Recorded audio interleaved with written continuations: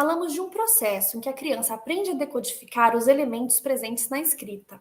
Mas quando falamos de alfabetização científica, nos apropriamos desse conceito associado à capacidade de compreensão da ciência e da tecnologia. Está com a gente hoje a professora Marta Marandino. A Marta estuda a alfabetização científica em ações de educação não formal e comunicação pública da ciência. Ela é docente do programa de pós-graduação da Faculdade de Educação da USP, no programa Interunidades de Ensino de Ciências da USP, colabora no curso de especialização em divulgação da ciência, da tecnologia e da saúde da Fiocruz.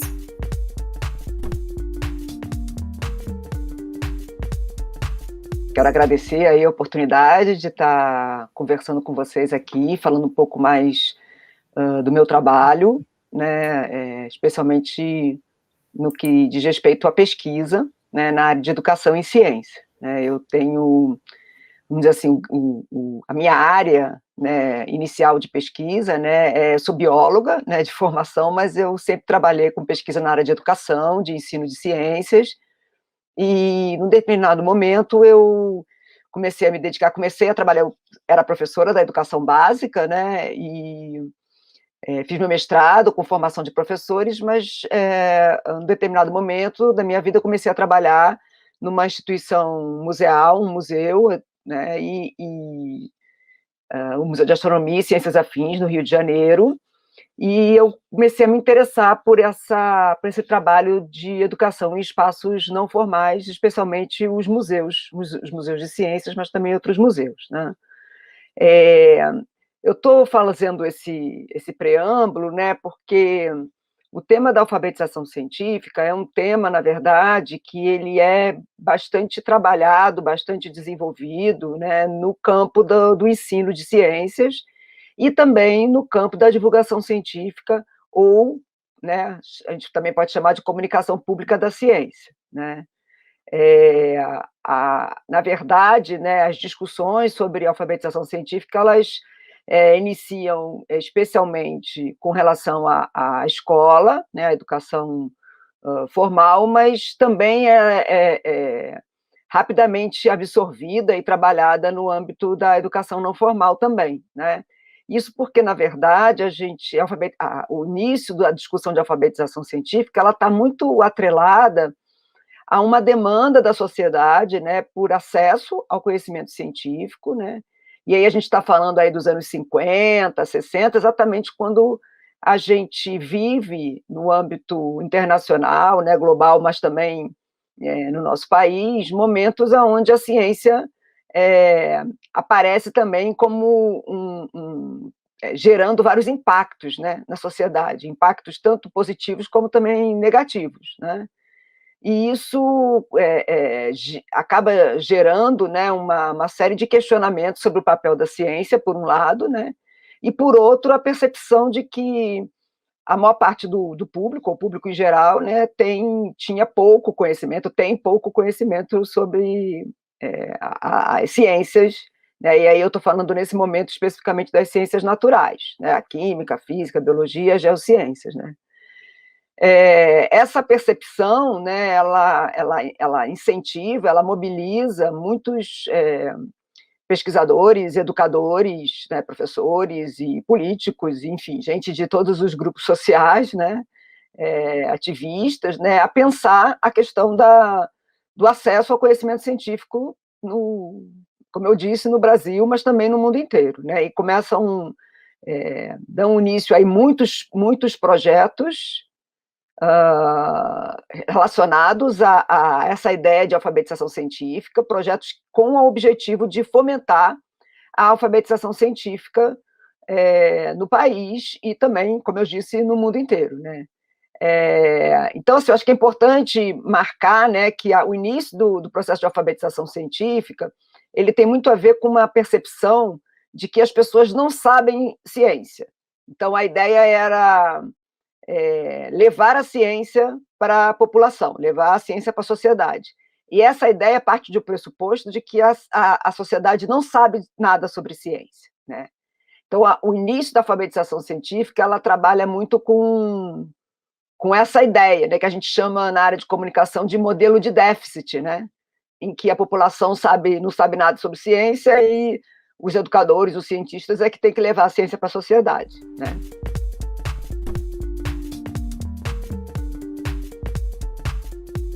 Então, exatamente isso, né? Quer dizer, como os autores mapeiam mais ou menos na década de 50, quando a expressão surge no inglês, né? Scientific literacy, mas nesse contexto que eu estou falando, né, para você, né, que é um contexto aonde a gente tem um momento muito importante em termos de situação mundial, né, onde você tem, fruto da Guerra Fria, né, uma situação em que a Rússia lança o satélite, o Sputnik, né, e os Estados Unidos percebe, né, que o desenvolvimento científico e tecnológico dele estava atrás, né, dessa potência, né, que é a da Rússia na época, né, e uma dos desdobramentos disso, né, foi exatamente a preocupação com a ciência nos currículos, foi o impacto da formação naquele tempo, né, pensando-se que seria possível se formar cientistas se fosse investido na escola desde o início, né? Então, assim, todo esse movimento de preocupação em relação ao que passou a se chamar de alfabetização científica, ele é muito influenciado por essa ideia de que as pessoas não sabem nada de ciência, né? Então, existem aqueles gênios, né, que bem estereotipados, né, assim, pessoas que são outsiders, né, pessoas que que não estão, não têm a vida, né, não têm uma vida comum como outras pessoas, né, não é um cidadão comum, né, e essas pessoas são mais inteligentes, enfim, têm a possibilidade de ter acesso a essa informação científica, né. Então, o processo de alfabetização científica, ele começa com essa ideia de levar, né, numa forma de comunicação e numa forma de educação que é muito numa mão única, né, que é de quem tem a informação científica para quem supostamente não tem a informação científica, que é o que eu falei do modelo de déficit, né. No entanto, dos anos 60, né, 70 para cá, a ideia de alfabetização científica foi sendo modificada, né? A gente passa por um período onde, além da ciência ser questionada, né, em termos do seu papel na sociedade, né, ao mesmo tempo em que se percebe os frutos vamos dizer assim, o impacto positivo do desenvolvimento científico na sociedade, também se percebe, né, os problemas que muitas vezes a própria ciência gera, né, na hora que ela está se desenvolvendo, né, uma série de fatos no mundo inteiro levam a isso, e nos anos 70 as questões ambientais, principalmente, são muito fortes e revelam muito esse lado do impacto, muitas vezes ruim, né, ou negativo, que a ciência tem. Então, isso por um lado. Por outro lado, começa-se também a pensar, né, a ser desenvolvidas teorias no campo da educação e no campo da comunicação que vamos dizer assim, criticam, né, ou se colocam contrários a essa ideia de que as pessoas são tábulas rasas, ou as pessoas não têm nenhum conhecimento, as pessoas são vazias, né, e que elas são repositórios, né, do conhecimento, que a gente vai lá e coloca o conhecimento dentro da cabeça delas, né. Essa ideia começa a ser questionada em vários campos do conhecimento, né, na educação, na psicologia, na comunicação, em todas as teorias sociais e mesmo científicas, né? E começam esses modelos que a gente chama de unidirecionais de comunicação e educação, começam a ser colocados ser criticados, né? E começam a ter desenvolvidos outras formas de entender o processo educativo e comunicativo, né?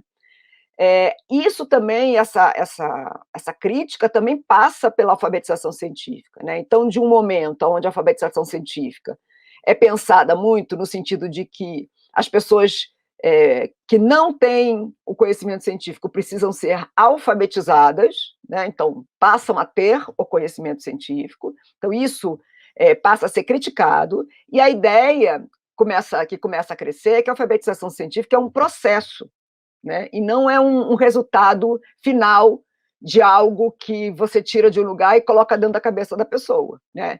Então, no fundo, a ideia que a gente tem hoje de alfabetização científica, ela passa por essa perspectiva de que todo mundo está sempre em processo, né, de alfabetização científica.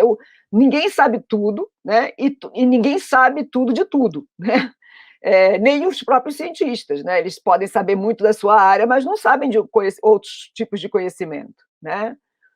Alguns autores até falam da ponta do iceberg, né? Assim, você tem o que aparece realmente é a ponta do iceberg, mas tem uma série de outros conhecimentos que estão sempre sendo produzidos, que já foram, né? Então, no processo de alfabetização científica, a gente está sempre buscando, né, o novo conhecimento, ou mesmo o conhecimento histórico, né, nesse processo de conhecer a ciência, né, de se aproximar do conhecimento científico.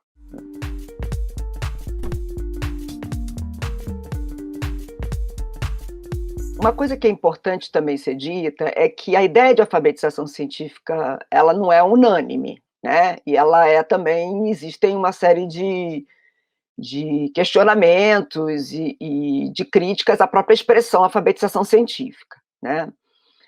Quando ela é cunhada na língua inglesa, né, o scientific literacy, ela é traduzida para o Brasil como alfabetização científica, né?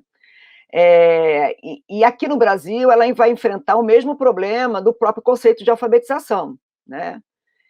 Algumas pessoas usam outras expressões, por exemplo, usam a ideia de literacia, né, que seria uma tradução mais ao pé da letra, né, literacia científica. Em português de Portugal é assim que se fala, literacia científica, né?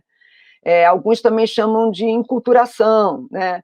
Enfim, todas essas novas expressões, elas se colocam com uma ideia, né, exatamente criticando uma ideia de alfabetização que era inicial, né, também lá nos anos, sei lá, 20, 30, né, que era uma ideia de alfabetização como alguma coisa técnica que faz com que as pessoas se apropriem da linguagem, né, da língua, né, materna, né, de um jeito, vamos dizer assim, acrítico, ou sem pensar, ou sem refletir, né, sem uma reflexão, né.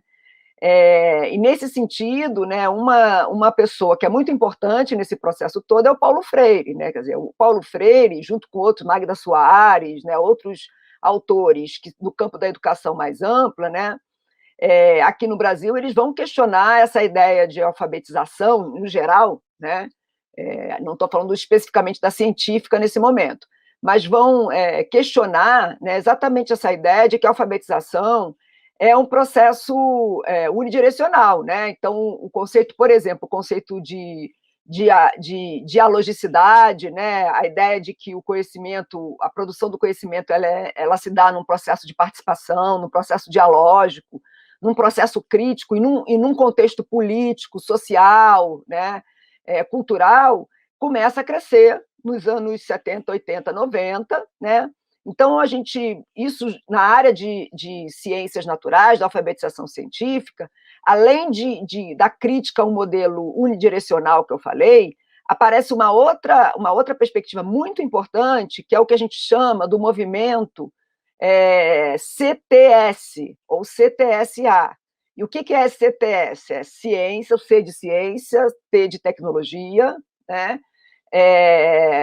S de sociedade e o A de ambiente. Então, são as relações CTSA, ou relações CTS. Esse movimento das relações CTS, ele aparece também no mundo e no Brasil nos anos 70, né?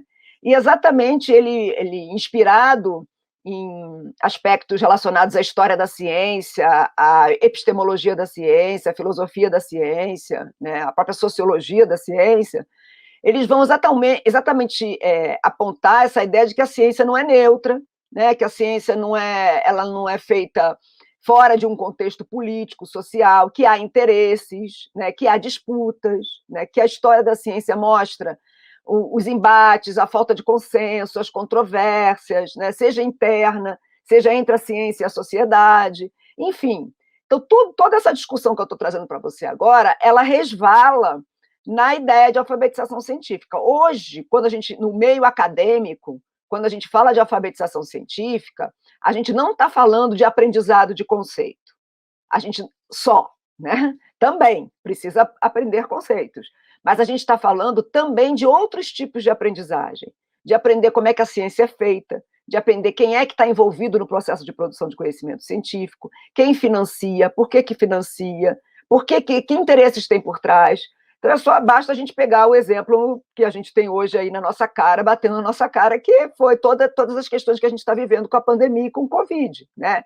A gente cotidianamente percebe que a ciência está envolvida em perspectivas políticas, interesses ideológicos, interesses de grandes indústrias, né, interesses de países, de governos, né, que também tem a ver, impacta diferente pessoas de grupos sociais, culturais, né, diferentes, impacta pessoas de diferentes gêneros, impacta diferentemente pessoas de diferentes raças, enfim, né? Então, a ciência é isso, a ciência é política, a ciência é social, a ciência é cultura. Então, falar de alfabetização científica hoje é trabalhar com todos esses aspectos, e não só com a ideia de o que é uma célula, ou o que é uma mitocôndria, ou o que é energia, ou o que é uma reação química.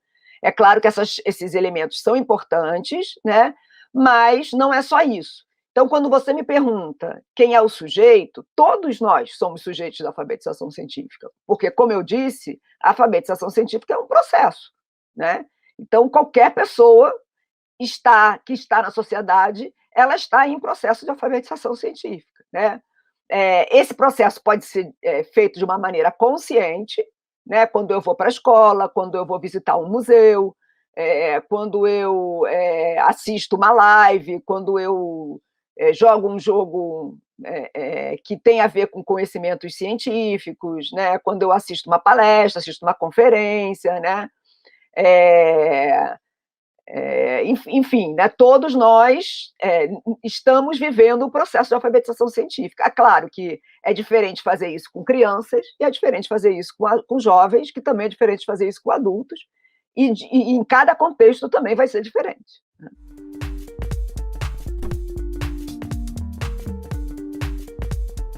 A gente, hoje, né, na literatura, definir claramente o que é educação formal, não formal, informal, não é uma tarefa muito simples, né? Alguns autores até vão questionar se a gente precisa realmente desses termos, né? Se é tão simples assim a gente dizer o que é formal, o que é não formal, informal, e também tem uma questão, mais uma vez, de tradução, né? No inglês, em geral, não se usa o não formal, né?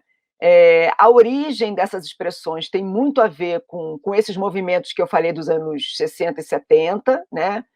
Que tiveram a ver também com os movimentos de educação popular, né? Na América Latina como um todo, né? Então, assim, a ideia da educação não formal, ela está muito atrelada a uma educação política, né? Inicialmente, em alguns espaços, né? No caso das ciências naturais, né? Das atividades ou das iniciativas de educação não formal, voltadas, né, a diferentes tipos de público, né, nem sempre essa dimensão política, engajada, participativa, né, se coloca, né? Então, o que a gente tem, na verdade, são espaços, e quando eu digo espaços, não só são espaços fisicamente delimitados, né, mas muitas vezes são iniciativas de grupos, de associação de moradores, de grupos de colegas de uma universidade que formam o que a gente chama hoje de coletivos, né? Ou antigamente eram as organizações, também hoje existem as organizações não governamentais, né? Enfim, pessoas que têm interesses comuns e se organizam para trabalhar né, seja por meio de atividades lúdicas, ou hoje o uso das mídias, das redes sociais, vem sendo feito de uma maneira muito, muito intensa, né? Mas também os espaços físicos, como os museus, como os centros de cultura científica, né? Os espaços, os sítios arqueológicos, por exemplo, né? Os hortos botânicos, jardins botânicos, zoológicos, tudo isso, né? A gente é museu também, né? E também são espaços de educação não formal na área de ciências naturais, né? Então, assim, encontrar uma definição que junte tudo isso não é muito simples. Cada lugar desse, cada experiência dessa, cada espaço desse, ele tem suas particularidades, né? Tem suas especificidades.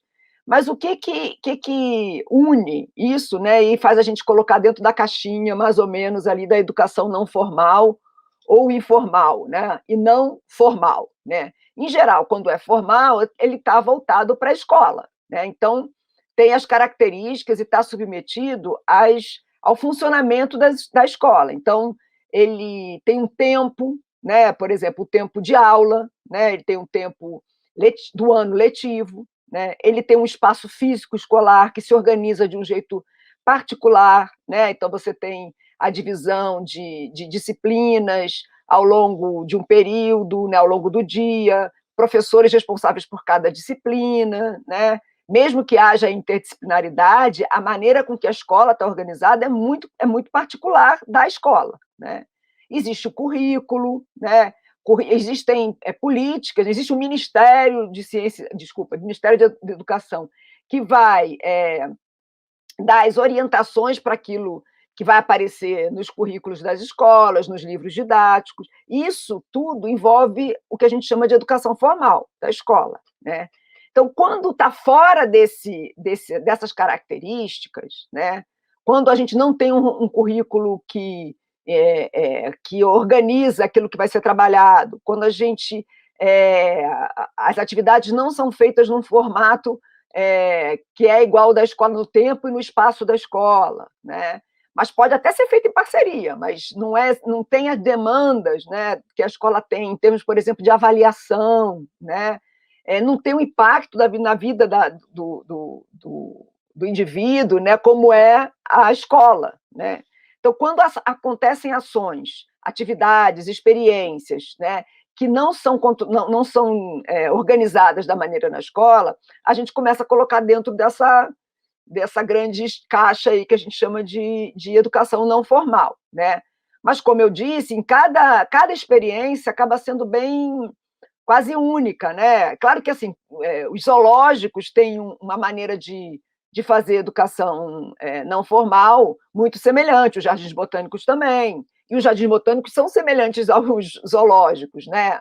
E por aí vai, os museus de história natural, os centros de ciência cultural. Agora, já um projeto como o WASH, por exemplo, né, eu imagino que também tenha formas especiais, específicas, particulares de escolher que conteúdos que vocês vão trabalhar, para quem, né, quem é o público-alvo de vocês, né, como é que são organizadas essas atividades, quem pensa essas atividades, né, essas atividades são construídas com o público, ou elas são transmitidas de quem pensa para o público? Quer dizer, tudo isso, quem decide são vocês, né? Não, e isso não está determinado por nenhum currículo, não está determinado por nenhuma legislação, né? Então, por isso que a gente chama de educação não formal ou educação informal, né? Tem alguns, como eu disse, tem alguns autores que separam o informal do não formal e tem outros que não, né?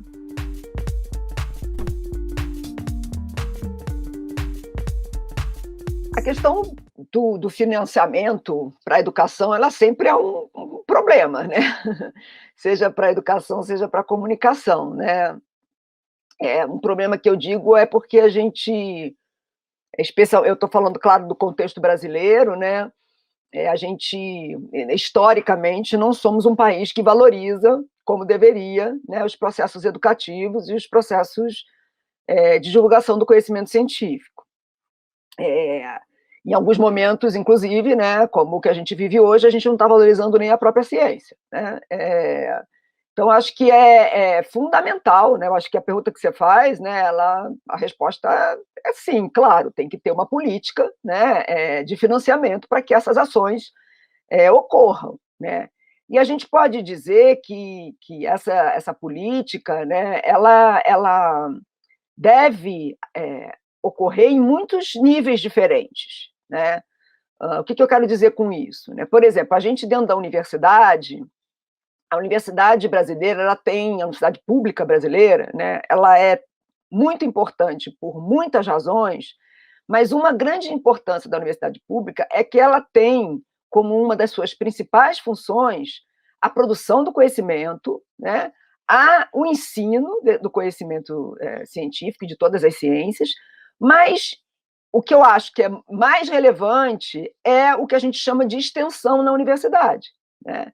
Então, a extensão é exatamente, né, as ações que a universidade pública no Brasil faz, né, para estabelecer a relação com a sociedade. Ou seja, né, é claro que a pesquisa também ela impacta a sociedade, é claro que o ensino impacta a sociedade, mas é na extensão, né, que a universidade realiza a sua função de uma maneira que a sociedade pode perceber, né, que ela está devolvendo aquilo que a sociedade investe, né, em termos de produção de conhecimento e também em termos de educação, né?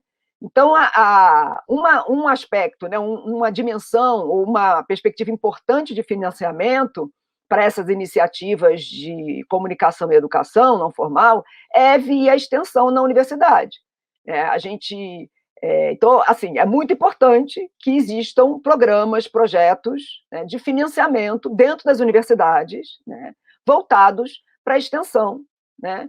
E aí, dentro da extensão, a divulgação científica, a educação não formal possam ser são estratégias importantes para isso.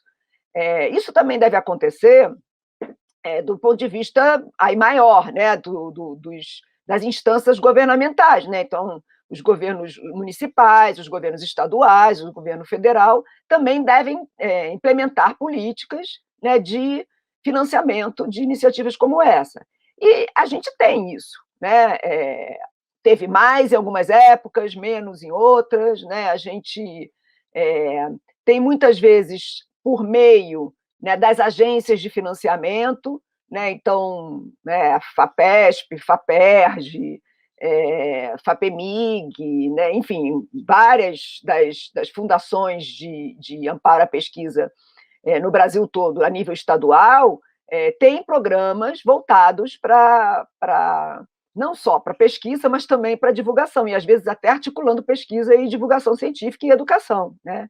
O CNPq, que aí já estou falando do nível federal, né, ele é um órgão importantíssimo, né, para financiamento da pesquisa, mas não só, né? O CNPq, ele por muitos anos, né, durante os anos o final do século, desculpa, né, o final do século XX, né, início do século XXI, né, os anos 90 e até 2016, né, o CNPq financiou muitos editais de popularização da ciência. O CNPq tinha um departamento de popularização da ciência dentro da Secretaria de Inclusão, dentro do Ministério de Ciência e Tecnologia, né? Então, nós tivemos períodos no governo federal, por exemplo, onde você tinha iniciativas concretas, né, e o desenvolvimento de uma política de popularização da ciência no país, né? Então, assim, existem, né, experiências muito positivas, né, nesse sentido, né, muitos projetos do CNPq até hoje, né, por exemplo, os Institutos Nacionais de Ciência e Tecnologia, né, os INCTs do CNPq, ou mesmo dentro das fundações de amparo à pesquisa, como a FAPESP, que tem os CEPIDs, né, são iniciativas de pesquisa, mas que têm que estar associadas à iniciativa de divulgação científica e de popularização da ciência e de educação, né? Então, assim, existem iniciativas, existem caminhos, né? Mas como tudo na ciência, tem os interesses, né? Então, o que a gente precisa é que realmente haja uma conscientização, né, do meio acadêmico, do meio científico, mas também do meio político, né, para que haja cada vez mais investimento nessas áreas, né, de popularização, de divulgação e de educação, né? A gente não vive um momento bom para isso, muito pelo contrário, né? A gente tem as últimas iniciativas têm fechado, né, do governo, têm fechado essas portas para nós, né? Mas eu acho que a gente tem que continuar lutando, né, fortemente, né, para que essas iniciativas continuem a dar seus frutos.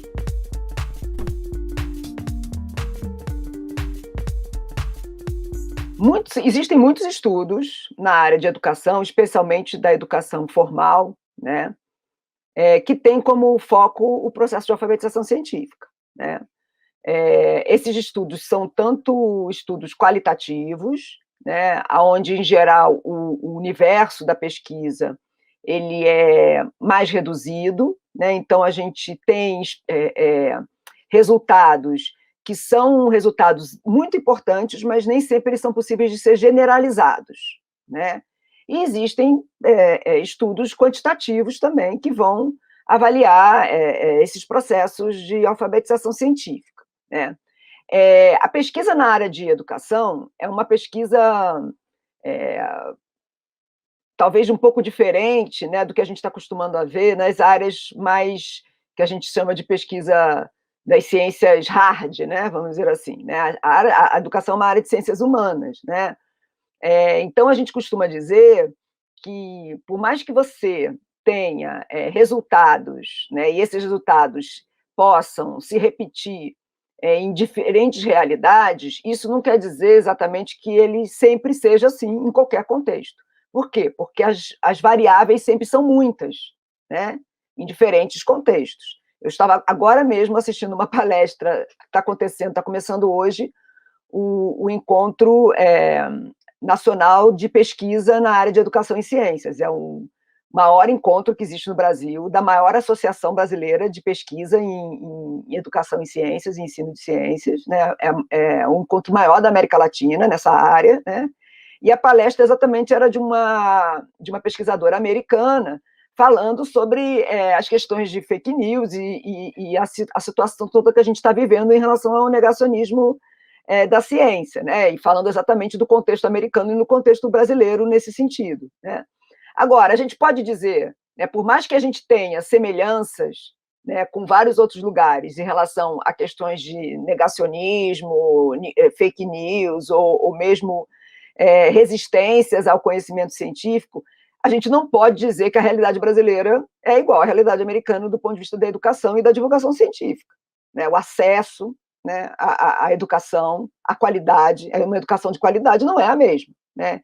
Então, assim, mesmo que a gente possa ter aproximações e resultados que possam conversar e dialogar, né, esses resultados eles sempre devem ser avaliados e analisados a partir do contexto, né? O que eu quero dizer com isso? O que eu quero dizer é que existem alguns consensos já na área de educação e ciência, né, tanto formal quanto não formal, né, sobre alguns aspectos que são importantes de serem considerados no processo de alfabetização científica, né? Então, isso, claro que a pesquisa no âmbito da educação não formal, da educação em museus, da educação, da divulgação científica, elas acontecem em, vamos dizer assim, menos quantidade do que no espaço de educação formal. A pesquisa na escola ela tem mais tradição do que a pesquisa na divulgação científica e na educação não formal. Mas é uma área que está em pleno crescimento, se ampliando, né, já começando a ter revistas na área, científicas, inclusive associações, né? A gente tem uma associação muito importante de divulgação científica na América Latina, que é a Rede de Popularização da Ciência da América Latina e Caribe, né? A Rede POP, né? Então, existe já uma comunidade, né, que está fazendo práticas e produzindo conhecimento voltado à divulgação, à popularização, à comunicação e à educação não formal, né? Mas a maior parte das pesquisas é na escola, né? Então, assim, tanto do ponto de vista da escola quanto da educação não formal, existem alguns aspectos que já são considerados consenso, que são frutos dos resultados das pesquisas nessa área, né? Então, por exemplo, aquilo que eu falava antes, né, que a gente considerar que os alunos ou o nosso público, né, não conhece nada sobre ciência e que a gente vai chegar lá, né, e levar o conhecimento para eles, né, o conhecimento que nós, cientistas, que nós que produzimos o conhecimento, né, decidimos como fazer, o que fazer e que conhecimento é esse que interessa, vamos dizer assim, é uma estratégia que hoje em dia é muito criticada, né? Então não pode mais fazer assim? Não, né? Muitas, aliás, grande parte das ações ainda são desse jeito, né? Como muitas das salas de aula, das aulas, ainda são centradas na fala do professor, e, enfim, quadro negro e tudo mais. Mas isso não quer dizer que essa seja a melhor estratégia. Então, a pesquisa, tanto formal quanto não formal, vai dizer que para um processo realmente positivo de alfabetização científica, é importante que haja o diálogo, que haja a participação, o engajamento, né, dos alunos no processo de ensino-aprendizagem, ou no processo de divulgação, né? É muito importante que se conheça a realidade, né, que se parta dos interesses e das expectativas também do público, que haja esse diálogo, né, entre quem produziu o conhecimento, né, e quem vai estar do outro lado, né, também produzindo conhecimento, só que na relação com outras pessoas, né? Então, também hoje em dia a gente repensa muito essa ideia de quem é que está produzindo conhecimento, né? Não é só o cientista que produz, né? Mas nós, a sociedade, quando está se relacionando, né, com o conhecimento, também está produzindo novos conhecimentos, né? A questão também, um outro aspecto que já é consenso na área, né, é a importância de que no processo de alfabetização científica a gente não fique centrado só no conceito, né, mas que a gente trabalhe também com o processo de produção do conhecimento científico, ou seja, né, o que a gente chama de natureza da ciência, né, ou seja, ensinar também como é que a ciência é feita, né, mostrar os aspectos não só metodológicos, né, mas também os aspectos políticos, sociais, culturais, que estão envolvidos no processo de produção de conhecimento científico, né? Então, por exemplo, né, hoje, com toda a discussão da decolonização, né, tem sido muito presente, muito forte a discussão sobre muito do conhecimento, por exemplo, das ciências naturais, da biologia, né, que foi produzido na Europa, né, durante o século XVIII, século XIX, foi feito a partir daquilo que foi coletado, por exemplo, nas Américas ou na África, né?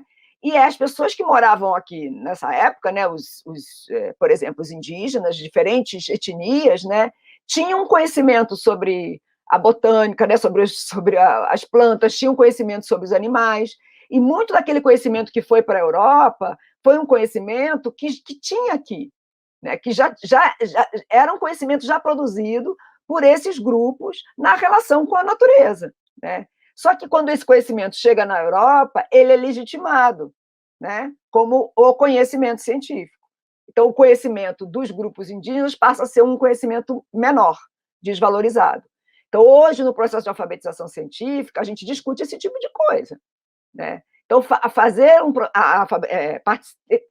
parte de um processo de alfabetização científica hoje, né, é consenso hoje na área que a gente não deve ficar trabalhando os conceitos isolados dos contextos sociais, políticos e econômicos, né? Então, que a gente deve trabalhar com as relações CTS, como eu falei, ciência, tecnologia, sociedade, ciência, tecnologia, sociedade e ambiente, e também a natureza da ciência. Esses são os 3 eixos da alfabetização científica que são consensuais na literatura e em quem trabalha com alfabetização científica. É o eixo conceitual, é o eixo da natureza da ciência e é o eixo das relações CTSA, ou seja, né, relações entre ciência, tecnologia e sociedade. E trabalhar com esses 3 aspectos é um consenso sobre como trabalhar a alfabetização científica hoje, no mundo inteiro, em quem pesquisa na área de educação, seja na escola formal, seja nos espaços não formais.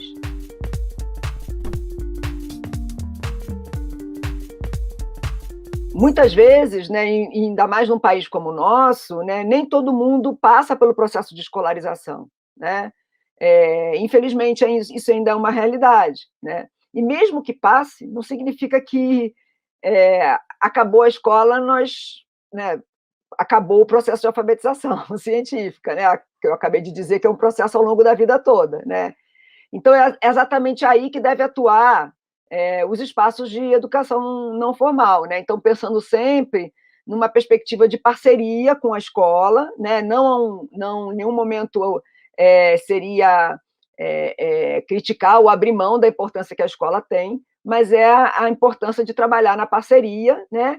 Mas também trazendo um outro olhar, porque eu acho que os espaços não formais podem contribuir, né?